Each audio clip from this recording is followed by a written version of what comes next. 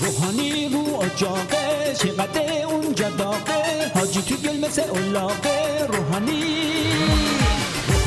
رو اجاقه چقدر اونجا داغه حاجی تو گل مثل اولاغه روحانی آره یادمه وقتی اون روز اومدی سر کار خالی بستی تا بذاری همه رو سر کار گفتی کلیدم همه قفلاتونو باز میکنه کلیدو بذارش تو کوزه شدی تو لط و پار وای بر دلم دیگه حال نداری تو خسته ای تو به باد دادی همه هسته ای راه برگشت تو که بسته ای دل عثمان رو تو شکسته ای آره ای خسته ای حالا بی هسته ای میاد تحریماهی دسته ای آخه همه جور بمبسته ای آره میدونم دلت پیش اوباماست آره اگه دل تو بدی خود دل منم واسه تو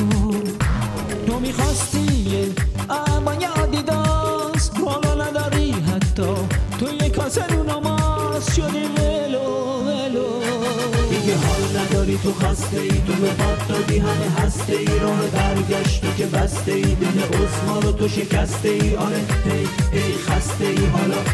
بی هسته ای میاد تحریماهی دسته ای آخه همه جور بمبسته ای روحانی رو اجاقه چقدر اونجا داغه حاجی تو دل مثل اولاغه روحانی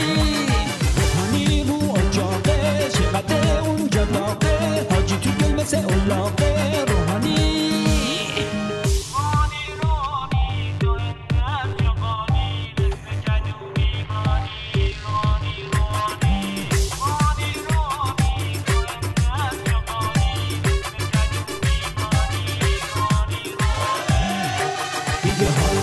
تو خسته ای تو به باد دادی همه هسته ای راه برگشت تو که بسته ای دل عثمان رو تو شکسته ای آره